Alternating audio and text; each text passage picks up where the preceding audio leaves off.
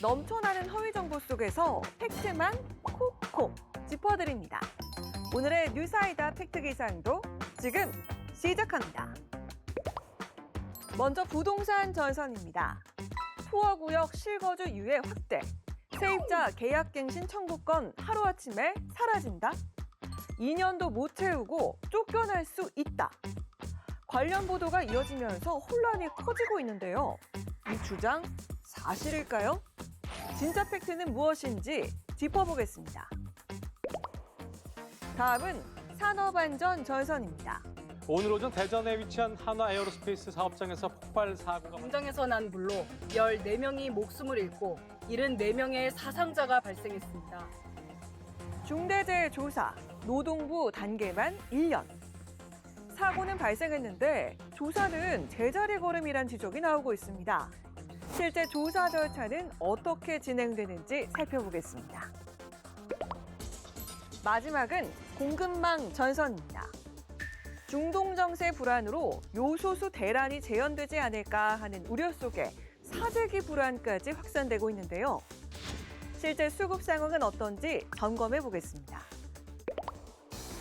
지금까지 오보는 걷어내고 팩트는 밝혀주는 뉴스아이다 팩트 기상도였습니다.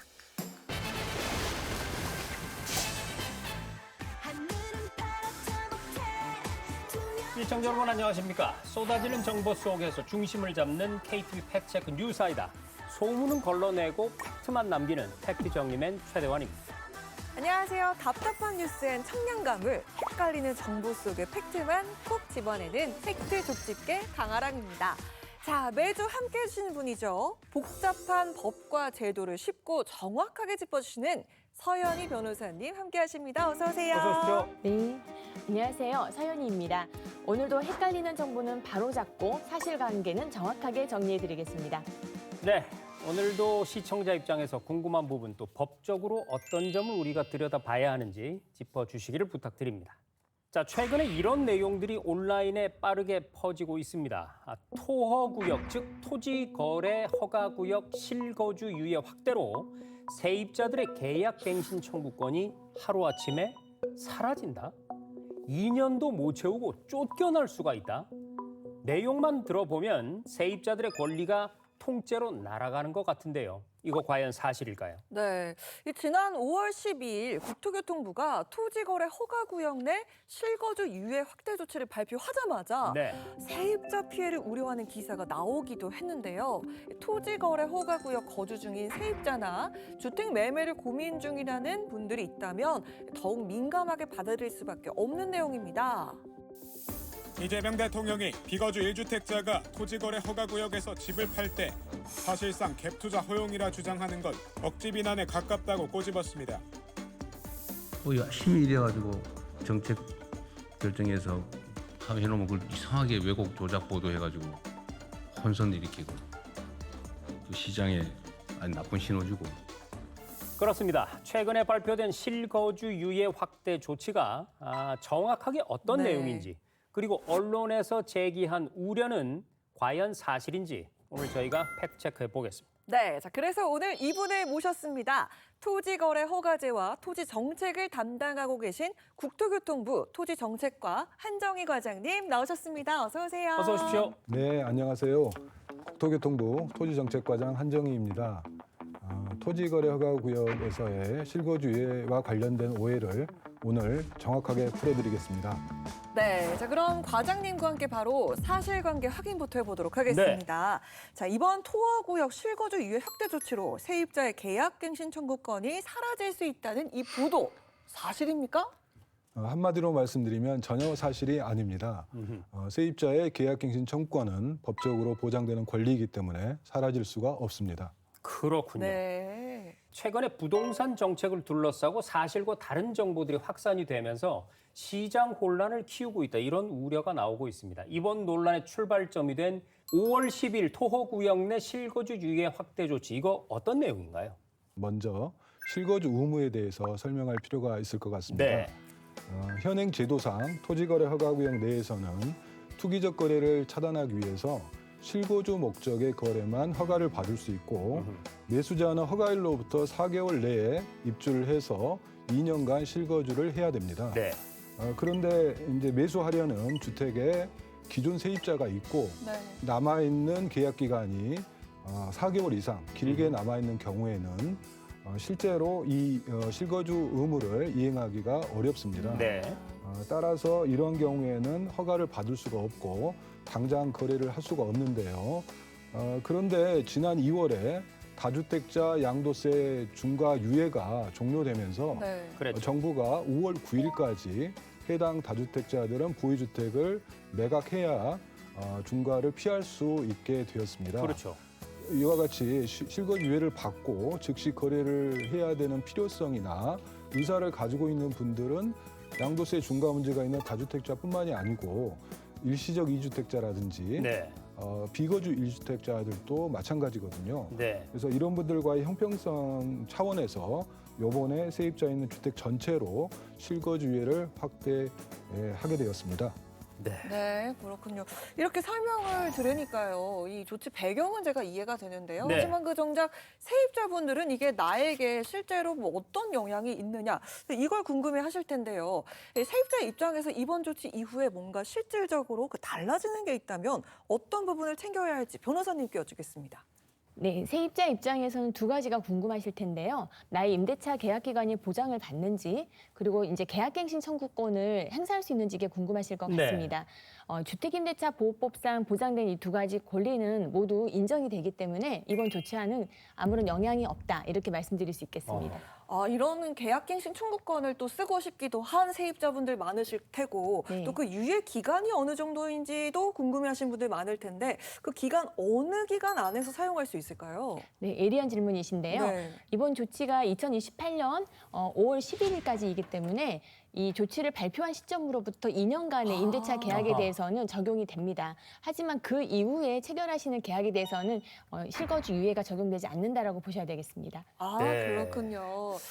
결국에 세입자분들이 뭐 집주인이 계약 단축을 요구를 해도 나가라 이렇게 해도 전혀 응하실 필요가 없다는 점 그렇습니다. 그리고 법으로 보장된 권리는 그대로 유지가 된다는 점 꼭 기억해 두시면 좋겠습니다. 네, 맞습니다. 그러면 지금부터 실거주 유예 확대 조치를 둘러싼 대표적인 오해들을 하나씩 격파해 가면서 확인해 보도록 하겠습니다. 네, 첫 번째 오버블록입니다. 언론에선 이번 5월 12일 토어구역 내 실거주 유예 확대 조치 때문에 임차인의 계약갱신 청구권이 하루아침에 사라지는 등 부작용이 크다 이렇게 보도를 했는데요. 이 언론의 보도대로라면 5월 10일 조치로 세입자 권리가 사라지는 걸까요? 그렇지 않습니다. 좀 전에 변호사님이 말씀하신 대로 계약갱신 청구권은 주택임대차 보호법에 따라 보장되는 임차인의 권리입니다. 다만 예외적으로 집주인이 들어와 산다거나 집을 매수한 새 집주인이 들어와 산다거나 하는 경우에는 예외적으로 계약갱신 청구권이 거절될 수 있다고 알고 있습니다. 하지만 이것은 주택임대차 보호법에서 정한 규정에 따른 것이지 이번 네. 실거주 유예 조치와는 관계가 상관이 없습니다. 없다. 그러니까 기한을 늘려준 것일 뿐 권리는 전혀 이상이 없다. 맞습니다. 네네. 자, 과장님께서 첫 번째 오버블록 격파해 주시죠. 네, 알겠습니다.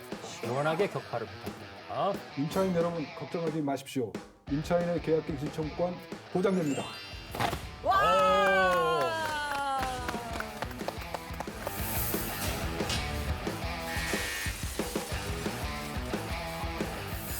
시원한 격파였습니다. 그렇습니다. 좀 한이 풀리셨나요? 네, 많이 풀렸습니다.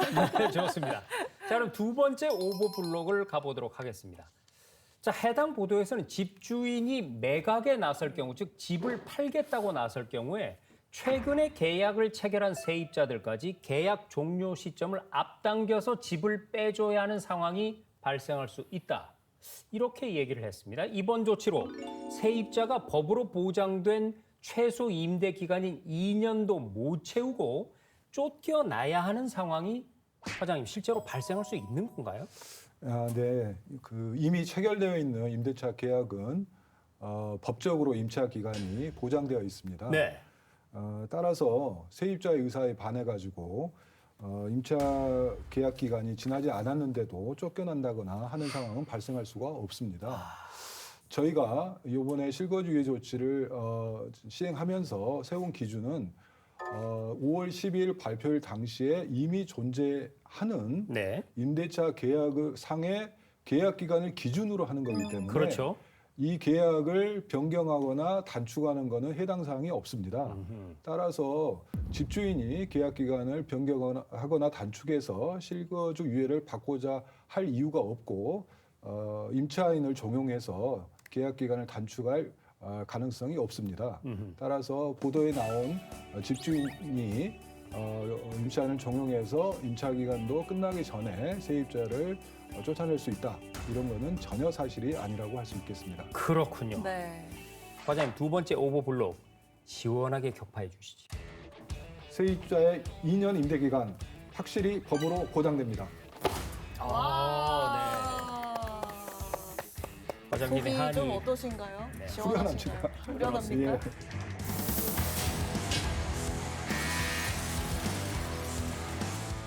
이 집주인이 실거주를 이유로 세입자 갱신을 거절할 수 있다는 얘기가 나오는데요. 이 법적으로 임대인이 갱신을 거절할 수 있는 사유 어떻게 될까요? 네, 임대인이 갱신을 거절할 수 있는 사유는 주택임대차보호법에 정확하게 나와 있습니다. 네. 첫 번째는 방금 말씀하신 것처럼 임대인 직접 그리고 또는 직계 존속, 직계 비속이 그 집에 실거주하겠다라고 하는 것입니다. 그럼 우리 어머니가 집에 들어오셔야 한다라고 하면 세입자가 나가야 하는 상황일까요? 예, 맞습니다. 다만 전 임대차 계약 기간이 다 종료된 이후에 들어오실 수가 있는 거고요. 네. 네, 두 번째는 임차인이 의무를 이행하지 않았을 경우입니다. 네. 대표적인 게 차임을 지급하지 않는 거죠. 아. 네, 그것도 뭐 바로 한 번 안 냈다 그래서 바로 뭐 계약이 해지되거나 이런 건 아니고 갱신을 이제 할 수 없는 건데 2기에 달하는 차임을 연체했을 때입니다. 그리고 또 한 가지는 이제 임차인이 마음대로 집을 전대차하는 경우입니다. 임대인은 이 임차인에게 집을 사용하라고 준 것인데 그렇죠. 임대인 몰래 이제 전대차를 해서 수익을 올리거나 하는 경우 이것은 이제 갱신 거절 청구 사유가 됩니다. 마지막으로 한 가지가 이제 건물을 안전상의 문제로 철거하거나 재건축해야 될 때는 임차인이 나가줘야 되잖아요. 그렇죠. 그런 경우는 인정을 하고 있습니다. 네. 자, 보도 내용을 보면은요. 비거주 1주택자는 집을 팔고 사지 못한다. 뭐 이런 내용도 있습니다. 자, 과장님, 비거주 1주택자가 기존 집을 팔고 토호제 지역 내에 집을 다시 살 수 없다. 이거 사실인가요? 이번에 실거주 유예 확대 조치는 거래하는 주택에 대해서 매수자를 무주택자로 한정을 했고요. 네. 이 무주택자는 발표일로부터 거래 허가를 신청할 때까지 무주택 상태가 유지가 돼야 됩니다. 그러다 보니까 1주택자, 특히 비거주 1주택자가 주택을 매도한 후에 그러면 주택을 매수할 수 없는 거 아니냐 이런 이제 의문인데 네. 그거는 사실 맞지가 않고요. 자녀 임차 기간이 4개월 이상 길게 남아서 실거주 유예가 필요한 주택을 거래를 할 때 그 유예 혜택을 받고 살 수 없다는 뜻이지 일반적인 거래, 예를 들면 임차인이 없거나 4개월 미만으로 임차기간 남아있는 이 주택에 대해서 매수할 수가 얼마든지 있습니다. 네. 따라서 비거주 1주택자가 주택을 매도한 이후에 다시 매수할 수 없다라는 것은 전혀 사실이 아닙니다. 그렇군요. 저도 변호사 입장에서 한 가지 여쭤보고 싶은데요. 이번 실거주 유예로 인해서 이 토지거래 허가제 그 취지가 퇴색했다 이런 지적들도 있더라고요. 과장님은 어떻게 생각하십니까? 토지거래 허가 제도의 핵심은 실거주 의무입니다. 실제 거주할 목적으로 주택을 매수, 거래해야 되고 토지거래 허가 구역이 지정되지 않으면 이 실거주 의무가 없어서 소위 말하는 갭 투자, 이게 가능해지거든요. 근데 실거주 유예 조치로 이 갭 투자가 가능한 것은 아닙니다. 네. 왜냐하면 기존 임차 기간이 끝난 후에는 반드시 실거주, 입주해서 실거주를 해야 되기 때문에 실거주 의무가 유지가 되고 있기 때문에 토지거래 허가 제도의 큰 틀은 유지된다고 말씀드릴 수 있겠습니다. 네, 잘 알겠습니다. 오늘 팩트체크 결과 이번 조치를 둘러싼 대표적인 오해들은 사실과 다르거나 또는 일부 해석이 과장된 걸로 확인이 되네요. 부동산 정책은 작은 오해 하나가 시장 전체의 불안으로 이어질 수가 있는데요. 따라서 보도만 보고 불안해하기보다 오늘처럼 정확한 내용을 확인하는 게 중요할 것 같습니다. 네, 그리고 세입자 권리는 이번 조치와 무관하게 법으로 그대로 보장된다고 하니까요. 오늘 내용이 정말 불안하셨다 하시는 분들께 도움이 되셨길 바라겠습니다. 자, 오늘 자세한 내용 전해주신 국토교통부의 토지정책과 한정희 과장님 고맙습니다. 고맙습니다. 네, 감사합니다.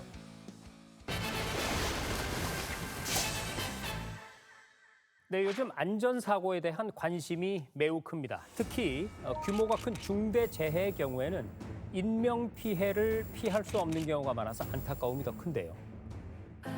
이러한 중대재해는 예방이 가장 중요하지만 사고가 났을 경우에 신속하고 철저한 조사를 통해서 재발을 방지하는 것도 중요하죠. 네. 자, 그런데 최근 중대재해 조사에 시간이 너무 오래 걸린다라는 기사가 나와서 우려를 낳고 있습니다.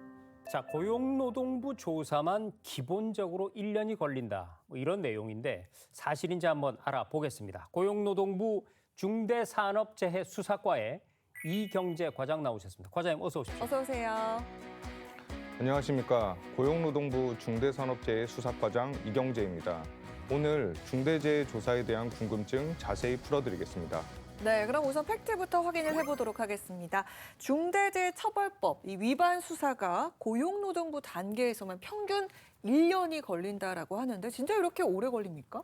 사실 오해의 소지가 있습니다. 네. 그 평균 1년은 노동부가 수사를 마무리해서 사건을 검찰에 송치하거나 또는 사건을 종결하는데 모든 기간을 의미를 합니다. 네. 즉 검찰로 넘겨서 최종 기소 여부를 가리기 전까지 노동부가 할 수 있는 모든 수사 단계를 의미한다고 보시면 되겠습니다. 그러니까 뭐 전체적인 조사와 수사 과정이었는데 노동부 조사 단계만 그렇죠. 오해가 된 거네요.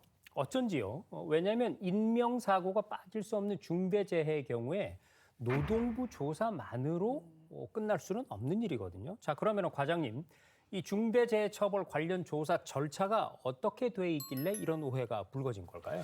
그 중대산업재해가 발생을 하면 근로감독관들이 현장 확인이라든지 관계인 면담 그리고 관련 자료 확보를 진행을 하게 되고 네. 그리고 현장 조사 결과와 확보된 자료를 바탕으로 해서 목격자라든지 참고인을 소환을 해서 진술 조사를 진행을 하게 되고 화재 폭발 사고라든지 붕괴 사고와 같은 그런 사고의 경우에는 저희가 국과수라든지 네. 산업안전보건공단과의 현장 감식을 진행을 하거나 전문 조사기관의 조사 보고서를 확인을 해서 수사를 진행을 하게 됩니다. 또한 관계자의 진술에 신빙성이 낮거나 아니면 자료 제출에 소극적인 경우에는 저희가 압수수색과 같은 그런 강제 수사를 진행을 하게 되는데 중대재해처벌법은 기업의 안전보건관리 체계 전반을 보도록 되어 있기 때문에 네. 압수수색을 저희가 통해서 확보한 자료를 보게 되면 뭐 1만 페이지가 넘는 경우도 발생을 하게 되고 그래요? 그래서 이러한 자료들을 근로감독관들이 일일이 확인을 하는데 상당한 시간이 소요가 되게 됩니다. 그리고 이제 그것으로 끝나는 게 아니라 그렇게 확보된 자료를 바탕으로 해서 저희가 산업안전보건법이라든지 중대재해처벌법의 위반 혐의를 입증을 하게 되는 과정을 거치게 되는데 네. 그 과정에서 수차례 검찰과 협의를 하고 수사 지휘를 받는 그런 과정들이 진행이 되게 됩니다. 또한 중대재해처벌법은 아무래도 그 벌칙의 규정이 상당히 센 편이기 때문에 그렇죠. 그 중대재해 발생 기업의 법률 대리인 측에서 반론들을 수시로 제기를 하고 있고요. 네. 그래서 그 반론에 대해서 저희가 다시 한번 반박을 하고 또 관련 범죄 혐의를 입증하는 데 있어서 상당한 시간이 소요가 됩니다. 또한 경영 책임자를 특정하는 데 있어서의 쟁점도 상당히 있습니다. 그렇죠. 예를 들어서 어떤 기업에서 중대재해가 발생을 했다면 그 해당 기업의 경영 책임자가 전체 그룹의 회장인지 아니면 계열사의 대표이사인지 그렇죠. 또는 CSO인지를 즉 이 3명 중에 누가 실질적으로 안전에 관한 돈과 사람을 움직이는 실질적인 의사결정권자인가를 규명하는 데 있어서 많은 시간과 노력이 필요하게 됩니다. 그리고 경영 책임자를 특정한 후에는 이 해당 중대재해가 법 위반 혐의가 있는지 그리고 경영 책임자의 법 위반이 중대산업재해로 이어졌는지에 대한 인과관계를 입증하는 그런 상당히 난해한 단계들이 진행이 되게 됩니다. 그래서 평균 1년이 걸린다는 의미는 이런 모든 수사 활동들이 포함된 기간이라고 보시면 되겠습니다. 네. 시간이 걸리더라도 확실하게 해야 되는 일이다. 이런 생각이 들고요. 자, 서 변호사님. 서 변호사님은 이제 법조 현장에 계신 분이라서 이걸 좀 여쭈고 싶은데 조금 전에 과장님께서도 말씀을 해 주셨듯이 이게 이 경영진의 책임까지 물어야 하는 사안이다 보니까 기업들의 어떤 그 방어, 법적인 반론 만만치가 않을 것 같거든요. 어떻습니까? 기업의 회장이나 아니면 경영 대표가 실형이나 형사처벌을 받을 수 있는 법이기 때문에 기업 입장에서는 사활을 걸고 방어를 하는 입장입니다. 네. 대형 법무법인을 선임하기도 하고요. 방금 말씀해주신 것처럼 조사 과정에서 관계자라든가 그 회사 전체의 산업안전보건 체계를 점검을 해야 되기 때문에 수시로 이쪽에서 변호인단에서 반론을 제기하고 또 수사기관에서 어떠한 서류를 보완해서 내라 이렇게 말씀을 하기도 합니다. 그 과정에서 오고 가는 서류만 해도 굉장히 막대합니다. 근데 거기에 이어서 이제 요즘은 그 디지털 포렌식도 많이 하시거든요. 네. SNS로 업무 지시 같은 것을 했는지 누가 했는지 이런 것도 굉장히 쟁점이 될 수 있는데요. 최근은 어떤 사건에서도 그 휴대폰에 비밀번호를 알려주지 않고 버티면서 수사기간이 굉장히 연장된 이런 사례도 있었습니다. 네. 네. 저 하나 뭐 의심스러운 게 하나 있어요. 뭐 뉴스에서 되게 이슈가 되고 사회적으로 관심이 많았던 그런 큰 사건이 먼저 처리가 되고 뭔가 작거나 아니면 관심에서 좀 벗어나거나 그런 사건은 좀 뒤로 밀리는 거 아닌가. 저 이런 생각이 들거든요. 어떻습니까? 그 내용은 정말 사실이 아닙니다. 아니에요? 네, 저희 노동부는 그 사업장의 규모라든지 사회적 이슈 여부와 관계없이 모든 사건들을 엄정하게 수사를 하고 있습니다. 그리고 사실 오히려 사업장 규모가 작은 곳에서 발생한 사고는 경영 책임자 특정이라든지 아니면 범죄 혐의 입증에 있어서 쟁점이 적은 편이기 때문에 오히려 수사 처리 기간이 짧은 경향성이 있고요. 다만 대기업 사건이라든지 아니면 화재 폭발, 붕괴와 같은 그런 전문적인 조사가 필요한 사건의 경우에는 네. 아무래도 그 쟁점이 많기 때문에 사건 처리 기간이 좀 길어질 수 있고 더 길어지는군요. 그렇습니다. 그래서 저희가 그런 사건에 대해서 사건이 장기화되는 것을 방지하기 위해서 전담 수사팀을 구성을 한다든지 아니면 검찰과 쟁점에 대해서 수시로 협의를 하면서 좀 사건이 신속하게 처리될 수 있도록 그렇게 진행을 하고 있습니다. 그러면 과장님, 중대재해, 그러니까 막 대기업을 다루는 그런 사건 처리하느라고 중소기업 단위는 내가 당한 이 어떤 그 산업재해 사고는 미루고 신경도 안 쓴다 이런 얘기는 사실이 아니군요. 네, 사실이 아닙니다. 네. 네. 아니 저는 왜 이렇게 큰 사건의 경우는 빨리빨리 처리가 되는 거 같죠? 왜 그럴까요? 이거 오해인가요? 사실 그런 느낌을 받으실 수도 있는 게 중요한 사건 같은 경우에는 언론에서 수시로 보도를 하기 때문에 이게 좀 빨리 처리된다는 그런 느낌을 받으실 수는 있는 것 같습니다. 근데 사실 그 중대재해법이 시행되고 나서 이틀 만에 발생한 중대재해 1호 사건이 있었습니다. 네. 뭐 S산업이라고 하는 굉장히 큰 회사였는데요. 되게 빨리 결정이 났잖아요. 그렇게 느껴지시죠? 네. 근데 이 회사에서는 그 최고 경영 책임자가 누군가 하는 법정 공방이 굉장히 치열하게 이루어졌고요. 실제로는 기소까지만 해도 거의 1년 넘게 2년 가까이 걸렸고 그래요? 네, 1심 판결도 거의 3, 4년이 걸린 사건입니다. 네, 그것과 상관이 없는 것 같습니다. 저희가 착각을 했던 거군요. 그렇습니다. 잘 알겠습니다. 착시 현상. 네. 자, 중대재해처벌법이 시행된 지 이제 5년이 됐습니다. 과장님, 지난 5년 동안 중대재해 관련 사건의 처리율 어떤 변화를 보여왔을까요? 그 사건 처리율이라고 함은 네. 발생한 중대 산업재해에 대비해서 저희가 처리한 사건의 수를 의미를 합니다. 네. 법 시행 초기에는 사실 검찰이나 우리부나 법에 대한 이해라든지 수사에 대한 기법 이런 모든 것들이 상대적으로는 부족한 측면이 있었습니다. 하지만 그 사이에 수사감독관에 대한 교육이라든지 아니면 수사에 대한 조직, 근로감독관들이 계속해서 증언이 되고 확장이 되면서 네. 점점 사건 처리율이 올라가고 있습니다. 22년도에 사건 처리율은 22.7%였는데 23년도에는 34.3%, 24년에는 35.2%, 그리고 25년에는 42.4%로 계속해서 상승을 하고 있고 네. 올해 또한 이러한 사건 처리율의 상승 추세가 계속 이어질 것이라고 저는 예상하고 있습니다. 아, 네. 자, 그렇다면은 이 뭐 중대재해의 경우에는 신속한 조사를 통한 처벌은 비슷한 유형의 사고를 막는 효과도 있을 것 같은데요. 신속한 조사를 위해서는 이 전문적인 인력도 많이 늘려야 그러니까요. 하고 또 뭐 경찰과 검찰 등과의 수사 협력도 필요할 텐데 자, 이런 부분에 있어서 개선은 이루어지고 있는지 궁금하거든요. 네, 맞습니다. 사실 검찰, 경찰 이런 수사기관과의 연계가 매우 중요하다고 볼 수 있겠습니다. 그래서 검찰과는 정기적인 수사협의회를 개최를 해서 저희가 장기 수사 사건이라든지 아니면 사회적 이슈 사건이라든지 쟁점 사건에 대해서 저희가 수시로 협의를 하면서 사건의 신속한 사건 처리를 진행을 하고 있고요. 그리고 사실 경찰과의 수사 공조 체계도 계속 강화되고 있는데요. 예를 들어서 올해 저희 근로감독관 7명이 경찰에 파견이 나가 있고요. 아하, 네. 또한 경찰관과 근로감독관 간에 수사와 관련된 교육을 교류하는 것도 강화하고 확대하는 방안들을 논의 중에 있습니다. 네. 그렇군요. 자, 그럼 이제 마지막으로 과장님께 한번 여쭐게요. 지금까지도 잘 해오셨지만 이 산업 현장의 중대재해를 막아내고 또 관련 사건 수사를 신속하고 엄정하게 하기 위해서 앞으로 계획하고 있는 부분들이 어떤 게 있는지 우리 국민 여러분을 직접 보시고 답변을 부탁드립니다. 중대재해 수사를 엄정하고 신속하게 하는 것도 중요하지만 중대재해를 근본적으로 예방하기 위한 정부와 기업의 노력도 정말 중요하다고 볼 수 있겠습니다. 바로 국민의 생명과 안전은 그 무엇보다도 우선하는 가치이고 이러한 가치가 지켜질 때 국가나 기업 모두 중장기적인 발전을 확보할 수 있겠습니다.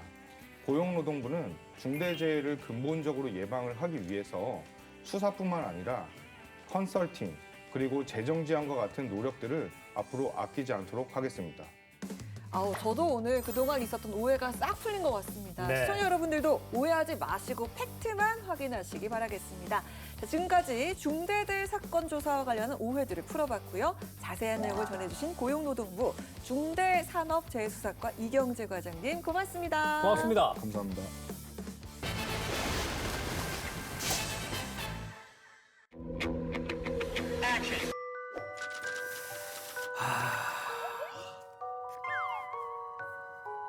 허허, 이 기사거리도 없는데 마감 시간은 다가오고 어떡하지?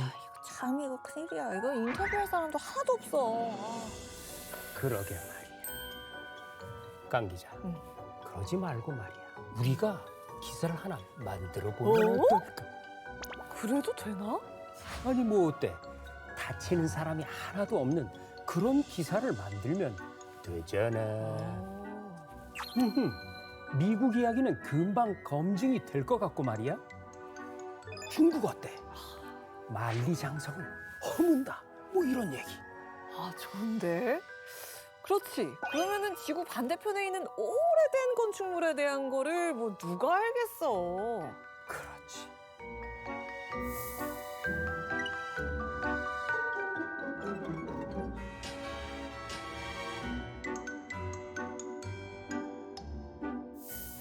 야, 이거 말이 됩니까?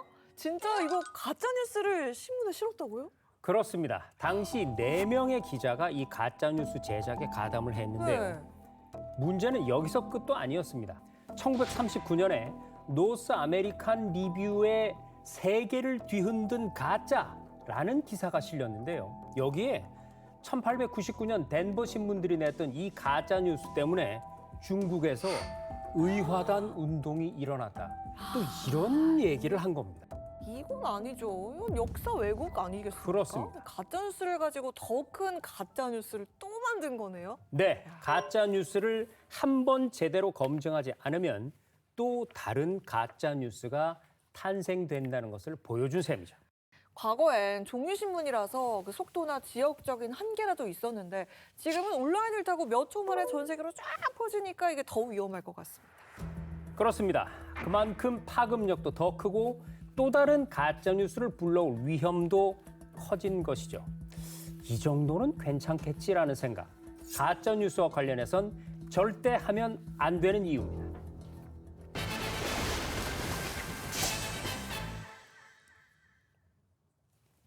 네, 일상을 지키는 정책 팩트를 속 시원하게 풀어보는 저희 뉴사이다에서는요, 중동 전쟁에 따른 글로벌 공급망과 관련한 잘못된 사실이나 오해를 꾸준히 바로잡고 있습니다. 네, 그중에서 요소수와 관련해선 물량이 부족하지 않다는 사실을 전해드렸는데요. 네. 요소수가 화물차 운전자 등 생계를 위한 차량 유지에 꼭 필요한 것이다 보니까 수급 상황에 대한 우려가 꾸준히 나오고 있습니다. 그래서 오늘은 요소수와 관련한 모든 팩트를 확인해 보겠습니다. 기후에너지환경부의 이경빈 교통환경과장님이 나왔습니다. 과장님 어서 오십시오. 어서 오세요. 안녕하세요. 기후에너지환경부 교통환경과장 이경빈입니다. 오늘은 요소수에 대한 모든 궁금증을 시원하게 풀어드리겠습니다. 네, 과장님. 이 중동 전쟁이 시작된 초기에 부족해지지 않을까 하고 걱정이 먼저 나왔던 게 바로 요소수였잖아요. 그렇습니다. 우선 이 요소수와 관련해서는 기후에너지환경부가 어떤 정책을 담당하고 있는지 소개 부탁드리겠습니다. 일단 평상시의 기후부는 이 차량용 요소수가 법적인 제조 기준에 맞게 만들어져서 정상적으로 유통되고 있는지 사전 검사와 사후 관리를 통해서 관리를 하고 있습니다. 네. 다만 이제 이번 중동 전쟁과 같은 수급 위기 발생 시에는 저희 기후부뿐만 아니고 재경부 산업부 등이 같이 참여해서 관계부처 합동 TF가 이제 운영되고 있는데요. 여기서 기후부는 차량용 요소수의 제조, 공급, 판매와 같은 요소수의 유통 현황에 대한 관리를 담당하고 있습니다.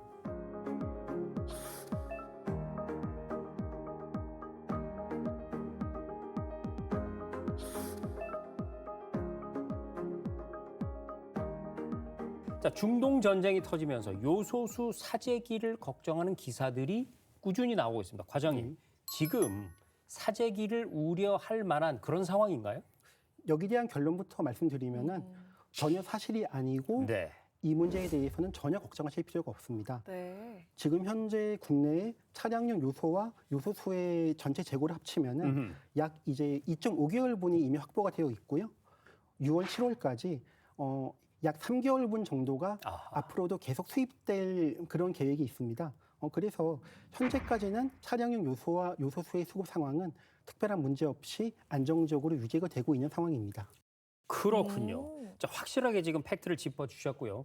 이 수급이 안정적이라서 사재기 걱정이 없는데도 불구하고 이런 기사들이 꾸준히 나오는 건 아마 불안 심리 때문이 아닌가 싶습니다. 맞아요. 이 수급 안정을 위해서는요, 사재기 같은 일이 벌어지기 전에 예방하는 활동이 필요할 그렇습니다. 것 같은데, 그럼 현재 어떤 일을 주로 하고 계실지? 예, 말씀 주신 것처럼 그 중동 전쟁 발발 이후에 국제 요소 가격도 조금 오르고 특히 시장 불안 심리로 인해서 어떤 폭리 목적의 매점 해석 행위라든가 판매 기피 행위 같은 것들이 발생할 그런 우려가 좀 이제 있던 것이 조금 사실이었습니다. 네. 그래서 이제 매점 해석 행위 금지에 관한 그 고시가 3월 27일부터 시행되었고요. 이에 따라서 저희 기후부와 7개 재봉환경청에서 매점 해석 행위 신고센터를 설치해서 운영하고 있습니다. 이렇게 해서 요소수의 안정적 수급을 위해서 공급망 전 과정의 관리를 지금 강화하고 있습니다. 네. 자, 변호사님께 하나 여쭐게요. 정부가 요소수 사재기를 막기 위해서 중동 전쟁 발생 초기부터 매점 매석 금지 고시를 시행했다 이렇게 말씀을 해주셨거든요. 근데 이 고시라는 게 정확히 어떤 건지 궁금하고 사재기 예방을 위한 어떤 강력한 방패가 될 수 있는 건가요? 이 내용은 요소수 및 요소를 취급하는 생산, 제조, 판매업자가 2025년 대비 올 판매량의 150%를 넘는 요소수를 이제 비축을 한다거나 이거를 정당한 사유 없이 팔지 않는 경우에 대해서는 처벌을 하는 것인데요. 관련 법률이 있습니다. 물가 안정에 관한 법률에 따라서 고시를 제정하고 또 이에 따라 근거 규정이 있어서 처벌도 가능합니다. 처벌이 상당히 셉니다. 3년 이하의 징역 그리고 1억 원 이하의 벌금까지 줄 수가 있습니다. 그래서 이 사재기 예방하는 데는 처벌도 강력하기 때문에 어느 정도는 효과가 있을 것 같은데 문제는 이제 공급입니다. 네. 공급이 제대로 되지 않는다면 고시만으로 막는 것은 약간의 한계가 있지 않는가 이런 우려가 있는 것도 사실입니다. 네. 과장님, 물량은 크게 부족하지가 않은 것 같은데 가격이 너무 뛰고 있다. 이런 기사들도 있습니다. 과장님께서 이 중동 전쟁 이후의 요소수 가격의 상승폭이 뭐 통상적인 경우와 비교해서 얼마나 차이가 나는지 설명을 좀 해주시죠. 예, 말씀하신 것처럼 이게 원료 요소의 수입 가격이라든가 아니면 최근에 와서 그 고유가로 인한 그 물류비 인상 등의 이제 그런 영향들이 있다 보니까요. 전쟁 전보다 가격이 오른 것은 사실입니다. 네. 저희가 이제 그 오피니상에 주유소 판매 가격의 평균값으로 보면은 전쟁 전하고 비교할 때 대략 한 리터당 한 100원 정도 상승한 것으로 보입니다. 네. 이게 이제 국제 요소 가격도 계속 오르다가 다시 하락 추세로 좀 바뀐 현상이 좀 관찰되고 있어서 큰 변동 없이 이제 안정적으로 가고 있는 상황입니다. 네. 자, 정부가 이렇게 제조, 유통, 판매사들과 전방위로 접촉을 가지면서 수급 안정을 위한 활동을 하고 있고 그 결과 별로 그렇게 걱정할 사태가 아니라는 것도 확인이 되는데요, 변호사님. 요소수 부족, 또 사재기 우려 이런 얘기가 계속 나옵니다. 그 이유가 어디에 있을까요? 예, 아무래도 근본적인 문제는 공급 자체에 있는 것 같습니다. 예전에는 우리나라에서도 생산 제조를 했었습니다. 네. 근데 이제 중국산 요소가 너무 싸기 때문에 다른 나라에서도 차차 이제 제조를 하지 않는 상황이 되었고요. 해외에 어떤 사태가 생기거나 아니면 뭐 국제 정세가 변동이 되면 우리나라가 그에 영향을 받지 않을 수는 없는 것 같습니다. 근데 이 보조금을 또 한없이 주기가 좀 어려운 부분이 있어서 근본적인 해결책은 정부와 또 민간에서 머리를 모아서 해결하는 게 좋을 것 같습니다. 네. 네. 지금 뭐 가격 상승에 대한 뭐 그런 고민은 크지 않아 보이는데, 네. 근데 뭐 가격 안정과 관련한 정책들이 있다면 어떤 게 있는지 소개를 좀 부탁드릴게요. 가장 대표적으로 산업부에서는 중국 외의 제3국에서 이제 원료를 수입할 때 중국산 가격 대비 그 차익을 갖다가 네.